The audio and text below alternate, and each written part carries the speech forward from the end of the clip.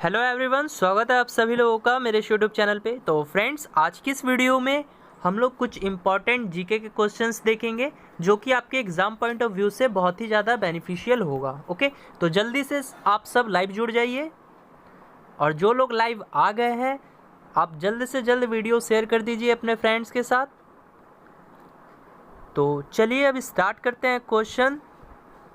तो पहला क्वेश्चन है गाइस, स्वर्ण काल किस युग को कहा जाता है ना, यानी गोल्डन पीरियड किस युग को कहा जाता है।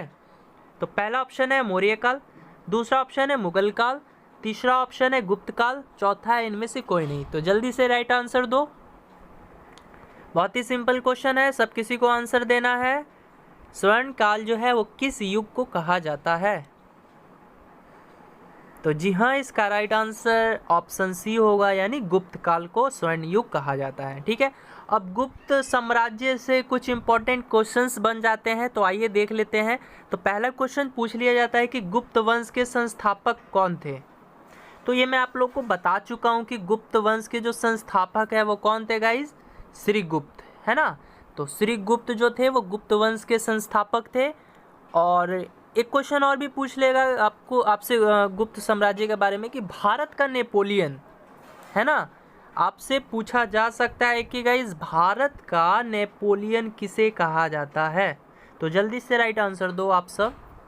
भारत का नेपोलियन किसे कहा जाता है, सब किसी को आंसर देना है। भारत का नेपोलियन किसे कहा जाता है।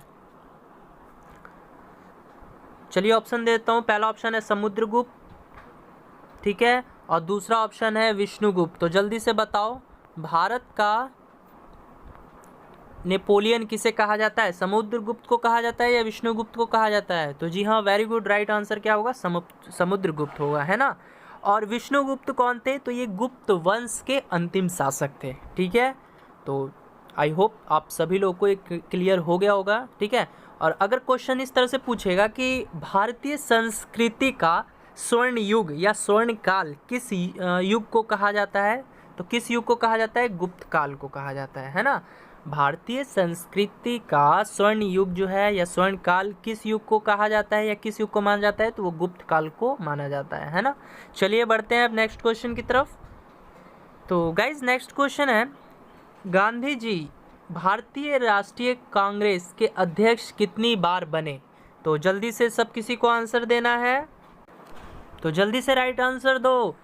गांधी जी भारतीय राष्ट्रीय कांग्रेस यानी आईएनसी, इंडियन नेशनल कांग्रेस के अध्यक्ष कितनी बार बने। तो 3 बार, 2 बार, 1 बार या 8 बार, जल्दी बताओ। तो जी हाँ, इसका राइट आंसर 1 बार हो जाएगा, यानी ऑप्शन सी जो है वो आपका करेक्ट आंसर हो जाएगा। अब कुछ इम्पोर्टेंट फैक्ट्स जान लेते हैं राष्ट्रीय कांग्रेस के बारे में, यानी भारतीय राष्ट्रीय कांग्रेस के बारे में कुछ इम्पोर्टेंट क्वेश्चंस हैं जो पूछ लिए जाते हैं एग्जाम्स में। तो आइए देख लेते हैं। तो एक क्वेश्चन पूछ लिया जाता है कि भारतीय राष्ट्रीय कांग्रेस की स्थापना कब हुई। तो बता सकते हो आप लोग, भारतीय राष्ट्रीय कांग्रेस की स्थापना कब हुई थी। भारतीय राष्ट्रीय कांग्रेस की स्थापना कब हुई थी, जल्दी बताओ। चलो ऑप्शन दे देता हूँ, 2 ऑप्शन दे देता हूँ आप लोगों को। पहला ऑप्शन है 1886, दूसरा ऑप्शन है 1885। तो जल्दी से बताओ, भारतीय राष्ट्रीय कांग्रेस की स्थापना कब हुई थी।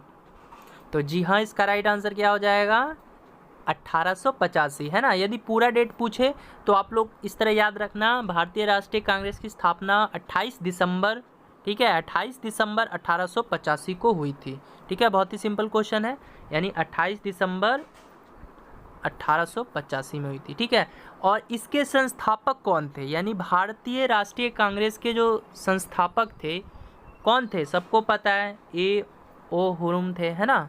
ए ओ हुरुम जो थे वो क्या थे, तो भारतीय राष्ट्रीय कांग्रेस के संस्थापक थे। ठीक है, तो ऐसे क्वेश्चन जो है पूछ लिए जाते हैं, तो आप लोग जो है इसको नोट कर लेना, जिनको याद है बहुत अच्छी बात है।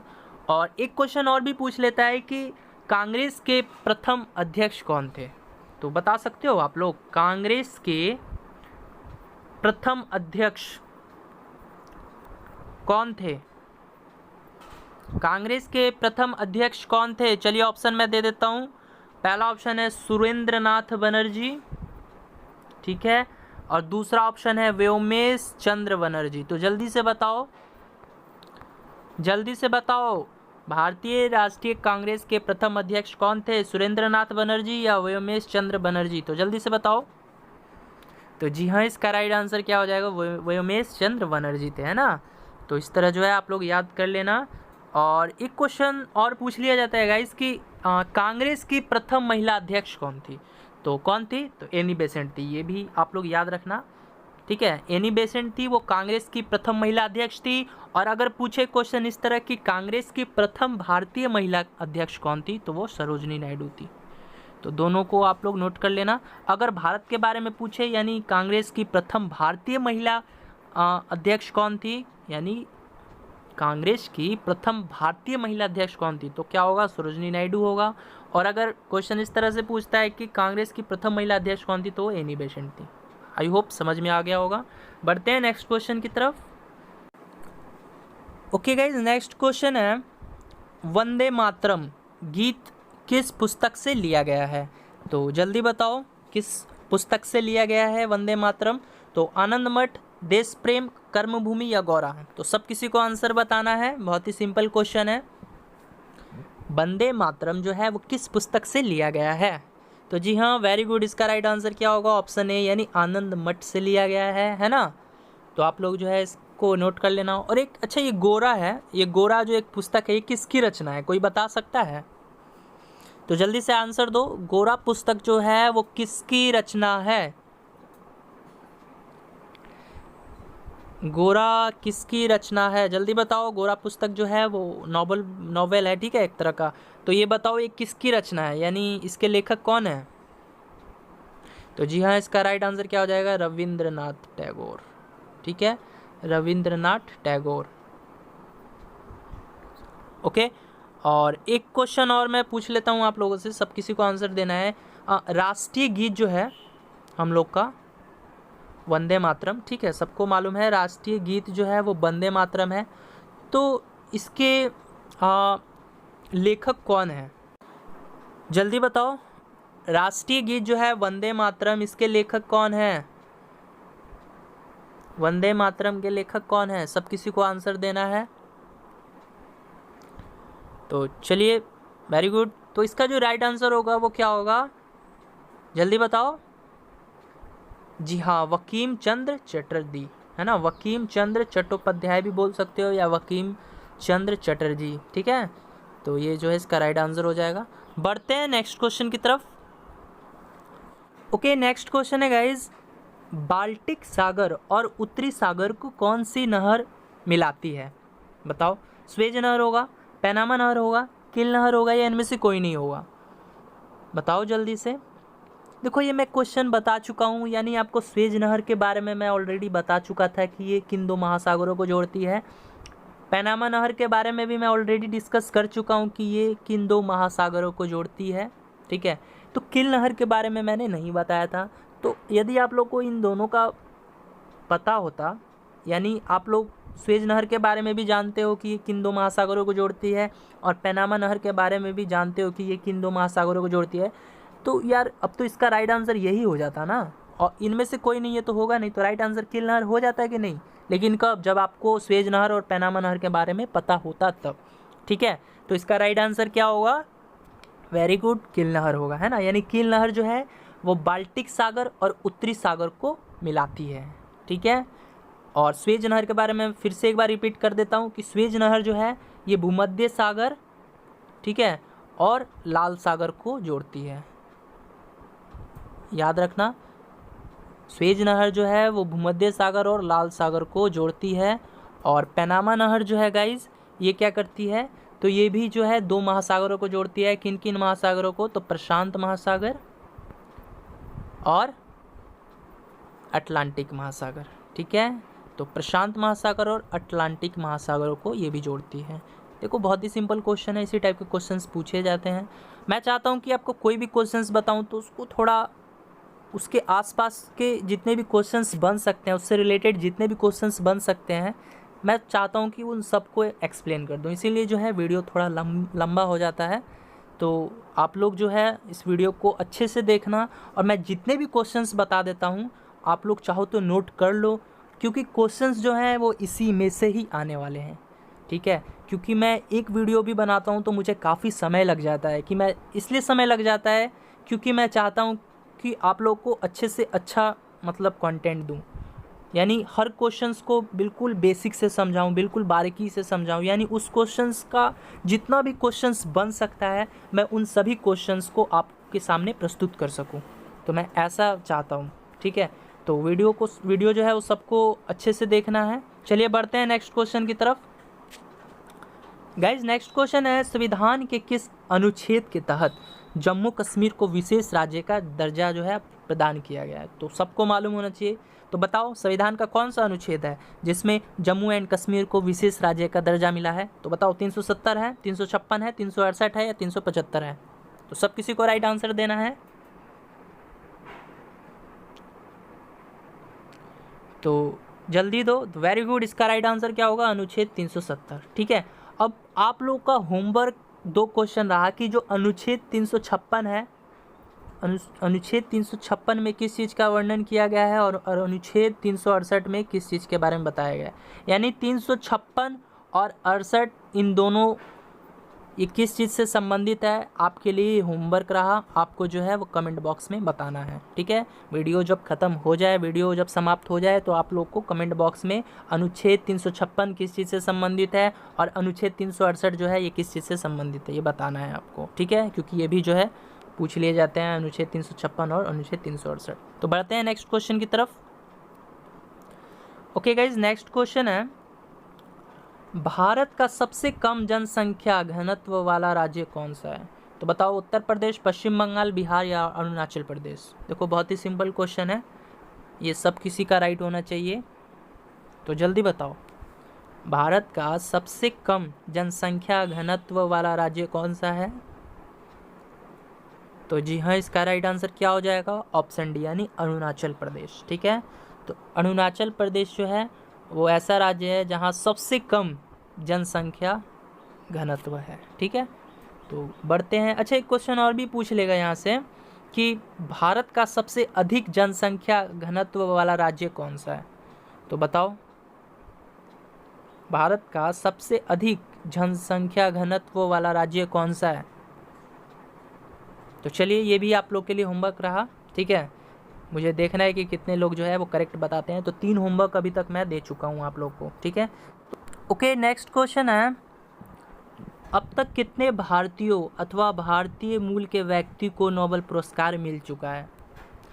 तो जल्दी से राइट आंसर दो। देखो इसका राइट आंसर इसमें दिया ही नहीं है, ठीक है, क्योंकि ये बुक जो है, जिस बुक से मैं पढ़ा रहा हूँ वो थोड़ा 1-2 साल पुराना है, अपडेटेड नहीं है, लेकिन ये बुक जो है बहुत ही बेनिफिशियल है आप सभी के लिए, ठीक है। तो यहाँ पर जो क्वेश्चन में पूछा ये गया है कि अब तक कितने भारतीय अथवा भारतीय मूल के व्यक्तियों को नोबेल पुरस्कार मिल चुका है। तो आप लोग याद रखना कि अब तक 9 भारतीयों को नोबेल पुरस्कार मिल चुका है, ठीक है। तो देखो हम लोग यहाँ से अब सब आदमियों के बारे में डिस्कस नहीं करेंगे, यानी 9 व्यक्तियों के बारे में डिस्कस नहीं करेंगे, ठीक है। यानी जो इम्पोर्टेंट है उनके बारे में मैं आपको बता देता हूँ, ठीक है। तो आपसे ये क्वेश्चन पूछा जा सकता है कि सबसे पहला नोबेल पुरस्कार जो है वो किसको मिला? तो बता सकते हो आप लोग? तो जल्दी से बताओ तो सबसे पहला नोबेल पुरस्कार किसको मिला? तो जल्दी से बताओ सबसे पहला नोबेल पुरस्कार जो है वो किसको मिला था? तो जी हाँ, किसको मिला था? रविंद्रनाथ टैगोर जी को मिला था, ठीक है। तो इसको आप लोग याद कर लेना। और किस क्षेत्र में दिया गया था ये भी तो पूछा जा सकता है ना। तो सबसे पहला नोबेल पुरस्कार रविंद्रनाथ टैगोर को मिला था। और किस क्षेत्र में मिला था जी? तो साहित्य के क्षेत्र में मिला था। और कब मिला था ये भी पूछा जा सकता है, तो 1913 में मिला था, ठीक है। तो ये याद कर लेना। और इनके बाद जो है वो किस व्यक्ति को नोबेल पुरस्कार से सम्मानित किया गया था? तो सीवी रमन को, है ना। सीवी रमन जी को इसके बाद नोबेल पुरस्कार दिया गया था।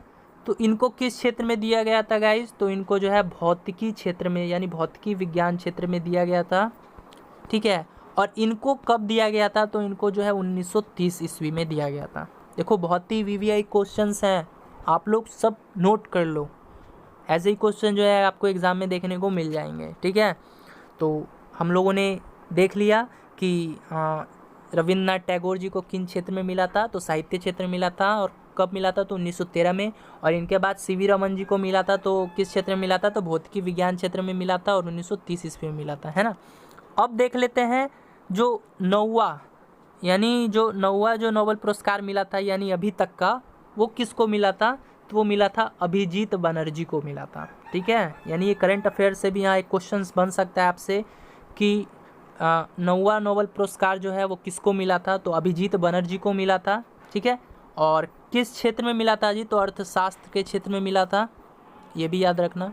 और कब मिला था? तो ये 2019 में मिला था, ठीक है। यानी रिसेंटली मिला है इनको, अभी हाल ही फिलहाल मिला है 2019 में, तो पूछा जा सकता है। तो आप लोग याद रखना कि जो नौवा नोबेल पुरस्कार है वो अभिजीत बनर्जी को मिला था, अर्थशास्त्र के क्षेत्र में मिला था और 2019 में मिला था, ठीक है। और इनको क्यों मिला था? क्योंकि इन्होंने क्या किया, वैश्विक गरीबी को कम करने के लिए, मतलब इनका जो योगदान है वो बहुत ही अच्छा रहा, इसीलिए जो है इनको नोबेल पुरस्कार से सम्मानित किया गया। फाइन, चलिए बढ़ते हैं नेक्स्ट क्वेश्चन की तरफ। ओके, नेक्स्ट क्वेश्चन है, भारत की एकमात्र टंगस्टन की खान कहाँ स्थित है? बताओ। खेतड़ी में, डेगाना में, भीलवाड़ा में, पालना में? तो जल्दी बताओ। भारत की एकमात्र टंगस्टन की जो खान है वो कहाँ स्थित है? सब किसी को बताना है, जल्दी बताओ। तो जी हाँ, इसका राइट आंसर क्या हो जाएगा? ऑप्शन बी यानी डेगाना में स्थित है, ठीक है। और एक क्वेश्चन और भी पूछ लेता है टंगस्टन से रिलेटेड कि विद्युत बल्ब का जो फिलामेंट होता है वो किससे बना होता है? बता सकते हो आप लोग? विद्युत बल्ब का फिलामेंट जो है वो किस से बना होता है? तो जी हाँ, इसका राइट आंसर क्या हो जाएगा? टंगस्टन, है ना। तो चलिए अब देखते हैं, नेक्स्ट क्वेश्चन है। अच्छा, खेतड़ी जो है, खेतड़ी परियोजना जो है किस चीज़ से संबंधित है? तो ये भी जो है नोट कर लेना, ये तांबे से संबंधित है, ठीक है। खेतड़ी परियोजना जो है वो तांबे से संबंधित है, ठीक है। देखो एक नेक्स्ट क्वेश्चन है गाइज, 18 कैरेट सोने में सोना का प्रतिशत कितना होता है? बताओ। 25% होता है, 75% होता है, या 66% होता है, या 50% होता है? तो बहुत ही सिंपल क्वेश्चन है, सबको पता है कि शुद्ध सोना जो है वो कितने कैरेट का होता है? तो वो 24 कैरेट का होता है। तो यहाँ पर 18 कैरेट के बारे में पूछा हुआ है, तो सिंपली आप लोग तो इसको सॉल्व कर ही लोगे। तो 18 कैरेट सोना में कितना जो सोना का प्रतिशत होता है? तो वो 75% सोना होता है, ठीक है। ऑप्शन बी जो है वो आपका राइट आंसर हो जाएगा, ठीक है। बढ़ते हैं नेक्स्ट क्वेश्चन की तरफ। नेक्स्ट क्वेश्चन है, आर्य समाज के संस्थापक कौन थे? तो राजा राम मोहन राय, देवेंद्रनाथ टैगोर, स्वामी दयानंद सरस्वती, या स्वामी विवेकानंद? तो जल्दी से राइट आंसर दो, सब किसी को देना है। आर्य समाज के संस्थापक कौन थे? तो जी हाँ, इसका राइट आंसर क्या हो जाएगा? ऑप्शन सी यानी स्वामी दयानंद सरस्वती, ठीक है। यहाँ से क्वेश्चन ये भी पूछा जा सकता है गाइस कि आर्य समाज की स्थापना जो है वो किस वर्ष में हुई थी? तो ये भी आप लोग नोट कर लेना, मैं बता भी चुका हूँ कब हुई थी, 10 अप्रैल 1875 ईस्वी में, ठीक है।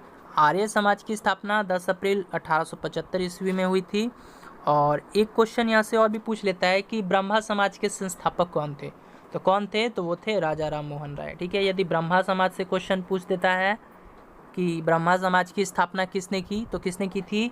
राजा राम मोहन राय ने की थी। और कब की थी? तो 1828 ईस्वी में की थी, है ना। यानी 20 अगस्त 1828 ईस्वी में किया था ब्रह्मा समाज की स्थापना, किसने? राजा राम मोहन राय ने। फाइन, बढ़ते हैं नेक्स्ट क्वेश्चन की तरफ गाइज। नेक्स्ट क्वेश्चन है गाइज, प्लासी की लड़ाई यानी बैटल ऑफ प्लासी कब हुई थी? 23 जून 1757, 23 जून 1768, 8 जून 1756, या इनमें से कोई नहीं? देखो कितना सिंपल क्वेश्चन है, तो जल्दी से सबको ही बताओ, प्लासी की युद्ध जो हुई थी कब हुई थी? तो जी हाँ, इसका राइट आंसर क्या हो जाएगा? वेरी गुड, क्या हो जाएगा? ऑप्शन ए, है ना, यानी 23 जून 1757 में। फाइन, बढ़ते हैं नेक्स्ट क्वेश्चन की ओर। नेक्स्ट क्वेश्चन है, निम्नलिखित में से कौन सा G8 का सदस्य नहीं है? बताओ क्या होगा इसका आंसर? इंग्लैंड, फ्रांस, इटली या स्पेन? तो जल्दी से सब किसी को बताना है क्या होगा, इंग्लैंड, फ्रांस, इटली या स्पेन? यानी इनमें से कौन सा देश है जो G8 का सदस्य नहीं है? तो जी हाँ, इसका राइट आंसर क्या हो जाएगा? स्पेन। यानी स्पेन जो है G8 का सदस्य नहीं है, यानी इंग्लैंड और फ्रांस और इटली ये तीनों जो है G8 के सदस्य हैं, है ना। बढ़ते हैं नेक्स्ट क्वेश्चन की तरफ। नेक्स्ट क्वेश्चन है, सरिस्का एवं रणथंभौर किस जानवर के अभ्यारण्य है? यानी ये किस जानवर के अभ्यारण्य के लिए फेमस है, प्रसिद्ध है? तो जल्दी से बताओ, सरिस्का एवं रणथंभौर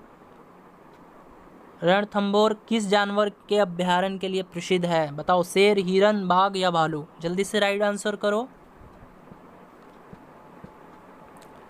सरिस्का एवं रणथंभौर किस जानवर के अभ्यारण्य है? बताओ। तो जी हाँ, इसका राइट आंसर क्या हो जाएगा? ऑप्शन सी, यानी बाघ, है ना। और ये कहाँ है, किस स्टेट में है सरिस्का एवं रणथंभौर? कोई बता सकता है? जल्दी से बताओ, ये दोनों अभ्यारण्य जो है वो किस स्टेट में है? जल्दी से राइट आंसर करो। मैं देख रहा हूँ कि कौन पहले आंसर दे रहा है, कौन किसका आंसर जो है वो राइट आ रहा है। तो जल्दी से बताओ, सरिस्का एवं रणथंभौर अभ्यारण्य है वो किस स्टेट में है?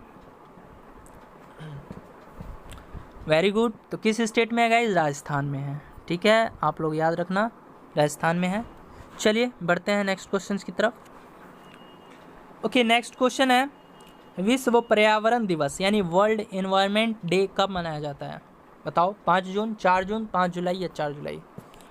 जल्दी से राइट आंसर करो, सब किसी को राइट आंसर देना है। विश्व पर्यावरण दिवस यानी वर्ल्ड एनवायरनमेंट डे कब मनाया जाता है? वर्ल्ड एनवायरनमेंट डे कब मनाया जाता है? तो जी हाँ, इसका राइट आंसर क्या हो जाएगा गाइस? 5 जून, यानी ऑप्शन ए, है ना। तो 5 जून को विश्व पर्यावरण दिवस के रूप में मनाया जाता है। तो चलिए अब यहाँ से कुछ इंपॉर्टेंट डे के बारे में देख लेते हैं। ठीक है, मैं पूछ रहा हूँ, आप सभी को बताना है। तो जल्दी से बताओ, विश्व एड्स दिवस कब मनाया जाता है? विश्व एड्स दिवस कब मनाया जाता है? सब किसी को आंसर देना है। तो जी हाँ, वेरी गुड। ये कब मनाया जाता है? तो 1 दिसंबर को मनाया जाता है। ठीक है, और इसी तरह मैं पूछूं आपसे कि विश्व ये क्या हो गया? अच्छा, अब मैं पूछूं आपसे, विश्व मानव अधिकार दिवस कब मनाया जाता है? तो क्या आंसर दोगे? विश्व मानव अधिकार दिवस कब मनाया जाता है? तो जल्दी से बताओ, विश्व मानव अधिकार दिवस कब मनाया जाता है? सब किसी को बताना है। तो जी हाँ, इसका राइट आंसर क्या हो जाएगा? 10 दिसंबर, है ना। 10 दिसंबर जो है विश्व मानव अधिकार दिवस के रूप में मनाया जाता है। और अगर यहाँ से विश्व जनसंख्या दिवस के बारे में बात कर लें, यानी विश्व जनसंख्या दिवस कब मनाया जाता है? तो कब मनाया जाता है? यानी विश्व जनसंख्या दिवस, ये भी पूछ लेता है, बहुत ही इंपॉर्टेंट है। तो विश्व जनसंख्या दिवस जो है वो मनाया जाता है गाइज, आप लोग हमेशा याद रखना है, 11 जुलाई। ठीक है, और एक और है वो भी मैं बता देता हूँ। एक पूछ लेता है विश्व पर्यटन दिवस। ठीक है, यानी विश्व टूरिज्म डे, विश्व पर्यटन दिवस जो है वो कब मनाया जाता है? तो ये भी आप लोग नोट कर लेना, ये 27 सितंबर को मनाया जाता है। ठीक है, पूछ लेता है एग्ज़ाम में। तो 4 मैं इम्पोर्टेंट डे के बारे में बता दिया, 4 इम्पोर्टेंट दिवस के बारे में मैं बता चुका हूँ। ठीक है, कौन कौन सा? विश्व एड्स दिवस जो कि 1 दिसंबर को मनाया जाता है। दूसरा है विश्व मानव अधिकार दिवस जो कि 10 दिसंबर को मनाया जाता है। तीसरा है विश्व जनसंख्या दिवस जो कि कब मनाया जाता है? 11 जुलाई को। ठीक है, और चौथा मैं बताया विश्व पर्यटन दिवस। ठीक है, जो कि कब मनाया जाता है? 27 सितंबर को। बढ़ते हैं नेक्स्ट क्वेश्चन की तरफ। नेक्स्ट क्वेश्चन है गाइज, एशियाई खेल नई दिल्ली में कितनी बार आयोजित हुए? तो बताओ, 5 बार, 2 बार, 3 बार या 4 बार? जल्दी से राइट आंसर करो। जल्दी से बताओ, एशियाई खेल जो है वो नई दिल्ली में आयोजित हुआ था, तो कितनी बार हुआ है ये, यही क्वेश्चन में पूछा गया है। तो जी हाँ, इसका राइट आंसर क्या हो जाएगा, ऑप्शन बी, यानी 2 बार हुआ है। ठीक है, हमेशा याद रखना। अच्छा, पहला एशियाई खेल कहाँ हुआ था, ये तो सबको ही बता दोगे, नई दिल्ली में हुआ था, लेकिन पहला एशियाई खेल जो है वो कब हुआ, बता सकते हो? जल्दी बताओ, पहला एशियाई खेल जो है कब हुआ? पहला एशियाई खेल जो है वो कब हुआ था? तो चलो मैं बता देता हूँ। ठीक है, तो ये हुआ था 1951 में। 1951 में हुआ था प्रथम एशियाई खेल। ओके, नेक्स्ट क्वेश्चन है गाइज, मौलिक कर्तव्य यानी फंडामेंटल ड्यूटीज़ है ना, भारतीय संविधान में कब सम्मिलित हुए? तो बताओ, 1971 में, 1972 में, 1975 में या 1976 में? सब किसी को आंसर देना है, तो जल्दी से आप सभी लोग इसका राइट आंसर दे दो कि मौलिक कर्तव्य जो है वो भारतीय संविधान में कब सम्मिलित हुआ।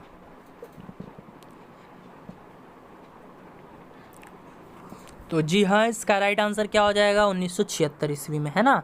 यानी देखो, संविधान के 42वें संशोधन, ठीक है, संविधान का संशोधन हुआ था, तो 42वें संशोधन में 1976 के द्वारा जो है मौलिक कर्तव्य को संविधान में जोड़ा गया। ठीक है, ये बात हमेशा याद रख लेना। और एक क्वेश्चन और पूछ लेता है कि जो मौलिक कर्तव्य है यानी फंडामेंटल ड्यूटीज़ है, ये किस देश से लिया गया है? बताओ, सब किसी को आंसर देना है, ये बहुत ही वीवीआई क्वेश्चंस है आपके लिए। तो जल्दी से बताओ, मौलिक कर्तव्य यानी फंडामेंटल ड्यूटीज़ जो है वो किस देश से लिया गया है? तो जी हाँ, ये रूस से लिया गया है ना। तो आप लोग जो है इसको नोट कर लेना। और एक और पूछ लेता है कि इम्पोर्टेंट फैक्ट्स है इसके बारे में, अनुच्छेद के बारे में पूछ लेता है, यानी किस अनुच्छेद के तहत जो है मौलिक कर्तव्य के बारे में वर्णन किया गया है? तो किस अनुच्छेद के बारे में वर्णन किया गया है? तो 51 का क, है ना, यानी 51 का क के अनुच्छेद के तहत जो है मौलिक कर्तव्य के बारे में यहाँ वर्णन किया गया है। ठीक है, बढ़ते हैं नेक्स्ट क्वेश्चन की तरफ। नेक्स्ट क्वेश्चन है, 2008 ईस्वी का ओलंपिक कहाँ आयोजित हुआ था? बताओ, वाशिंगटन में, सिडनी में, एथेंस में या बीजिंग में? तो देखो, ये इंपॉर्टेंट क्वेश्चंस नहीं है, ठीक है, लेकिन फिर भी जानना ज़रूरी हो जाता है आप सभी के लिए। तो 2008 का जो ओलंपिक खेल हुआ था वो कहाँ हुआ था गाइज? तो बीजिंग में हुआ था। ठीक है, हमेशा याद रखना, 2008 का ओलंपिक खेल जो हुआ था वो बीजिंग में हुआ था। ठीक है, बढ़ते हैं नेक्स्ट क्वेश्चन की तरफ। नेक्स्ट क्वेश्चन है, एजरा कप। एजरा कप जो है वो किस खेल से संबंधित है? बताओ, गोल्फ से, पोलो से, क्रिकेट से या हॉकी से? खेल जगत से क्वेश्चन 1-2 पूछ लिया जाता है, तो आप लोग जितने भी कप हैं उन सब को रट लेना। यानी पूछ लेता है कि ये कप जो है किस खेल से संबंधित है, या आदमी के बारे में पूछ लेता है कि इनका जो इस व्यक्ति का संबंध किस खेल से है, ये भी पूछ लेता है। तो आप लोग जो है ऐसे क्वेश्चंस याद कर लेना। ठीक है, तो जल्दी बताओ, एजरा कप जो है वो किस खेल से संबंधित है? तो जी हाँ, इसका राइट आंसर ऑप्शन ये हो जाएगा, यानी गोल्फ से संबंधित है। ठीक है, बढ़ते हैं नेक्स्ट क्वेश्चंस की तरफ। ओके, नेक्स्ट क्वेश्चन है गाइज, गदर पार्टी का गठन कहाँ हुआ था? बताओ, सब किसी को बताना है, गदर पार्टी का गठन जो है वो कहाँ हुआ था? तो पहला ऑप्शन है शिकागो, दूसरा है वाशिंगटन, तीसरा है सैन फ्रांसिस्को, चौथा है न्यूयॉर्क। तो जल्दी से बताओ, गदर पार्टी का गठन कहाँ हुआ था? तो जी हाँ, इसका राइट आंसर ऑप्शन सी होगा, यानी सैन फ्रांसिस्को में हुआ था। ठीक है, और गदर पार्टी के संस्थापक कौन थे? तो देखो, गदर पार्टी की स्थापना भी पूछ लेता है कि कब हुआ था, तो वो स्थापना 1913 ईस्वी में हुआ था। और इसके संस्थापक किन को माना जाता है? तो लाला हरदयाल। ठीक है, और एक और व्यक्ति हैं, इनके बारे में भी ऑप्शन में दे देता है कभी कभी। ठीक है, वो कौन है? सोनल सिंह भाखना, है ना। यानी आपसे सिंपली पूछ लेगा कि गदर पार्टी की स्थापना किसने की, तो आप लोग जो है 2 व्यक्तियों का नाम रखना। पहले है लाला हरदयाल सिंह, ठीक है, लाला हरदयाल सिंह, और दूसरे जो हैं वो है सोहन सिंह भाखला। सोहन सिंह भाखला। ठीक है, तो आप लोग जो है इन दोनों को नोट कर लेना, बहुत ही वीवीआई है। गदर पार्टी के बारे में पूछ लेता है कि स्थापना कब हुई और संस्थापक कौन थे। ठीक है, बढ़ते हैं नेक्स्ट क्वेश्चन की तरफ। नेक्स्ट क्वेश्चन है भारतीय नौसेना को कितने कमानों में बांटा गया है? तो 5 कमानों में, 3 कमानों में, 4 कमानों में या 6 कमानों में? देखो कमानों का मतलब क्या हुआ कि इसका हेडक्वार्टर पूछ रहा है, यानी भारतीय नौसेना, ठीक है, का हेडक्वार्टर जो है वो कहाँ कहाँ है, यही पूछा गया है। तो जल्दी बताओ ये कितने कमानों में बांटा गया है? तो 5, 3, 4 या 6? तो सब किसी को आंसर देना है। तो इसका जो राइट आंसर होगा गाइज वो होगा 3, यानी भारतीय नौसेना को जो है वो 3 कमानों में बांटा गया है। और एक क्वेश्चन और भी अभी पूछ सकता है, हाल ही फिलहाल का है, कि भारतीय नौसेना यानी भारतीय नौसेना का अध्यक्ष कौन है अभी? बताओ, भारतीय नौसेना का अध्यक्ष जो है वो कौन है? भारतीय नौसेना का अध्यक्ष कौन है? सब किसी को बताना है, जल्दी बताओ भारतीय नौसेना का अध्यक्ष कौन है?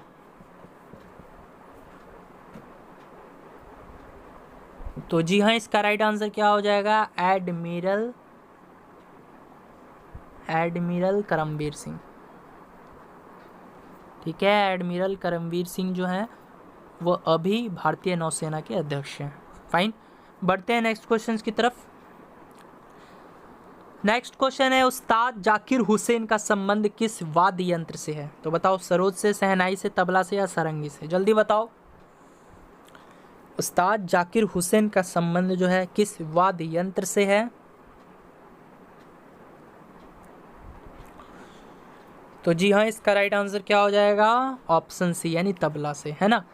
अच्छा बताओ, तो पंडित रविशंकर का संबंध किस क्षेत्र से है? पंडित रविशंकर का संबंध किस यंत्र से है? सॉरी, बताओ, सब किसी को बताना है। पंडित रविशंकर का संबंध किस यंत्र से है? तो जी हाँ, पंडित रविशंकर का जो संबंध है वो किस यंत्र से है जी? तो सितार या सरोद भी बोल सकते हो आप लोग। ठीक है, दोनों एक ही चीज़ हुआ आई थिंक। ठीक है, तो चलिए, अच्छा ये शहनाई जो है, शहनाई ये किससे संबंधित है, यानी ये किस व्यक्ति से संबंधित है? तो ये भी एक फेमस है, बिस्मिल्लाह खान। ठीक है, तो बिस्मिल्लाह खान का जो संबंध है वो शहनाई यंत्र से है, तो इसको भी नोट कर लेना। बढ़ते हैं नेक्स्ट क्वेश्चन की तरफ। नेक्स्ट क्वेश्चन है लावणी लोक नृत्य है किस राज्य का? महाराष्ट्र का, पंजाब का, राजस्थान का या मिजोरम का? तो जल्दी से बताओ, लावणी लोक नृत्य है किस राज्य का है? तो जी हाँ, इसका राइट आंसर क्या हो जाएगा? ऑप्शन ए, महाराष्ट्र, है ना। तो महाराष्ट्र से है, यानी लावणी एक लोक नृत्य है जो कि महाराष्ट्र से संबंधित है। और पंजाब में जो है वो भांगड़ा होता है, यानी क्वेश्चन पूछा जा सकता है कि भांगड़ा लोक नृत्य जो है वो किस राज्य से संबंधित है, तब आपका आंसर क्या होगा? तब पंजाब होगा। ठीक है, चलिए कुछ मैं बता देता हूँ आपको इम्पोर्टेंट चीज़। कथकली, कथकली जो है ये एक लोक नृत्य है जो कि केरल से संबंधित है। ठीक है, और भारतनाट्यम है, ये भी एक लोक नृत्य है जो कि किस राज्य से संबंधित है जी? भारतनाट्यम, तो ये तमिलनाडु से संबंधित है। आप लोग नोट करना चाहो तो नोट कर सकते हो। और एक लास्ट है, कथकली के बारे में पूछ लेता है ना। सॉरी, मैं आपको क्या बताया हूँ, आपको कथकली में बताया था। तो कथकली जो है गाइज वो केरल से है। ठीक है, आप लोग याद रखना, कथकली जो है वो केरल से है, फिर से मैं बता देता हूँ। और भारतनाट्यम जो है वो किससे है? तो वो तमिलनाडु से है। भारतनाट्यम तमिलनाडु से है। देखो, कथकली केरल से है, भारतनाट्यम जो है वो तमिलनाडु से है। और एक पूछ लेता है कच्चीपुड़ी, है ना, कच्चीपुड़ी एक लोक नृत्य है ये भी। तो ये किस राज्य से संबंधित है? तो ये आंध्र प्रदेश से संबंधित है, एपी, है ना, आंध्र प्रदेश से संबंधित है। तो इस तरह नोट कर लेना, बहुत ही वीवीआई है, पूछ लेता है। चलिए बढ़ते हैं नेक्स्ट क्वेश्चन की ओर। नेक्स्ट क्वेश्चन है पिग्मी कहाँ के निवासी हैं? बताओ, कनाडा के, कांगो के, न्यू गिनी के या पूर्व अफ्रीका के? तो जल्दी से बताओ, पिग्मी एक निवासी हैं, यानी एक जनजाति भी बोल सकते हो। तो ये कहाँ के हैं, कहाँ की जनजाति है ये? तो ये गाइज क्या होगा इसका आंसर? ऑप्शन बी, यानी कांगो। ठीक है, बढ़ते हैं नेक्स्ट क्वेश्चन की ओर। नेक्स्ट क्वेश्चन है विश्व पर्यटन दिवस यानी वर्ल्ड टूरिज्म डे कब मनाया जाता है? अभी मैं बताया आपको कुछ देर पहले, तो जल्दी से बताओ अब इसका राइट आंसर। विश्व पर्यटन दिवस कब मनाया जाता है? अभी मैं बताया था। जल्दी से सब किसी को आंसर देना है। तो जी हाँ, इसका राइट आंसर क्या हो जाएगा? ऑप्शन ए यानी 27 सितंबर, है ना। चलिए देखते हैं लास्ट क्वेश्चन इस वीडियो का। लास्ट क्वेश्चन है अंतरा कहाँ की समाचार एजेंसी है? तो बताओ भारत की, पाकिस्तान की, मलेशिया की या इंडोनेशिया की? तो जल्दी से राइट आंसर दो। अंतरा कहाँ की समाचार एजेंसी है? तो जी हाँ, इसका राइट आंसर क्या हो जाएगा? Indonesia, option D. फाइन। अब भारत की जो सबसे बड़ी समाचार एजेंसी है वो कौन सी है? बताओ, जल्दी बताओ, सब किसी को बताना है, जल्दी बताओ। भारत की सबसे बड़ी समाचार एजेंसी है वो कौन सी है? भारत की सबसे बड़ी समाचार एजेंसी है वो कौन सी है? तो जी हाँ, पीटीआई है ना। ठीक है, पीटीआई जो है वो भारत की सबसे बड़ी समाचार एजेंसी है। फाइन। तो चलिए अब मिलते हैं नेक्स्ट वीडियो में। यदि वीडियो पसंद आई हो तो इस वीडियो को लाइक कर देना, और यदि आप लोग इस चैनल पे नए हो तो चैनल को सब्सक्राइब कर देना। Okay, thank you.